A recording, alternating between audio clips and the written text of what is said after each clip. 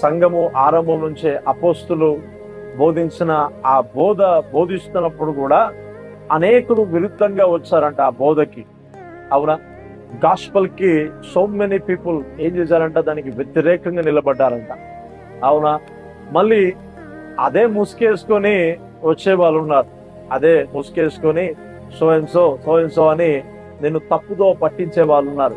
అవునా? అందుకనే నేనేమంటారంటే అన్ని బోధలు వినొచ్చు, కానీ వివేచించే జ్ఞానం నీకుంటే నీకు ఏదైతే బోధింపబడుతుందో దానిపైన బలంగా నిలబడతాం.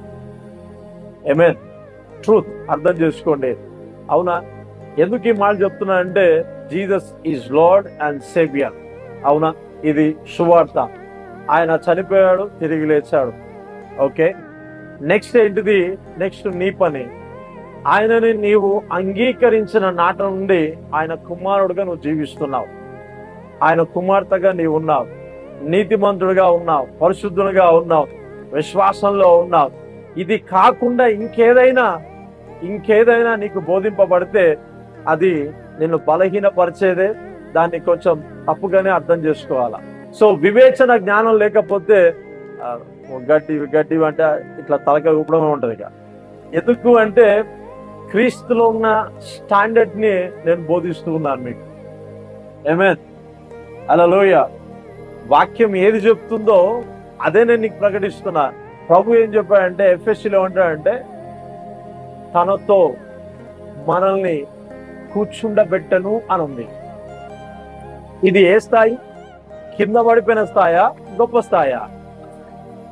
ఎక్కడుంది అది? క్రీస్తులో ఉంది. ఇది ఎలా తెలుస్తుంది?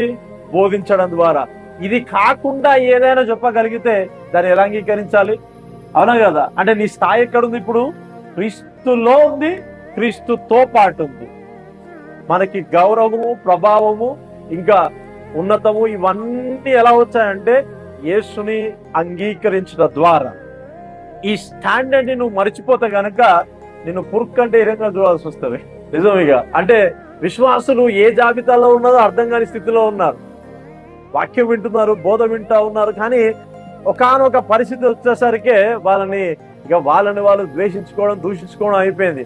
సో క్రీస్తులో ఈ స్టాండర్డ్ నువ్వు ఉండాలి, ఈ స్థాయిలో నీవు ఉండాలి, క్రీస్తుతో నీవు ఉండాలి, అంటుకట్టబడాలి, ఆయన ప్రేమ అనురాగాలతో నీవు ఎదగాలి అని నీకు బోధించబడుతున్నప్పుడు నువ్వే స్థాయిని మెయింటైన్ చేయాలి?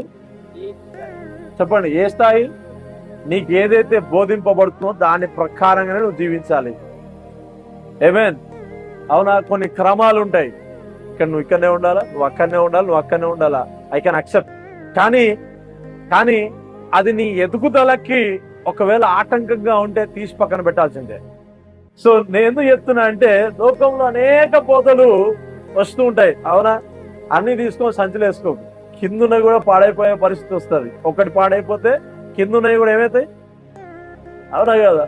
అన్ని ఓ సంచులో కూరగాయలు అన్ని వేసుకొని, అవునా, మురిగిపోయిన టమాటాలు వేసుకుంటే ఏమవుతుంది? ఇంటికి పోయే సరేకే మిగతా అన్నిటికి కూడా ఆ స్మెల్ వచ్చేస్తుంది. అవునా కదా?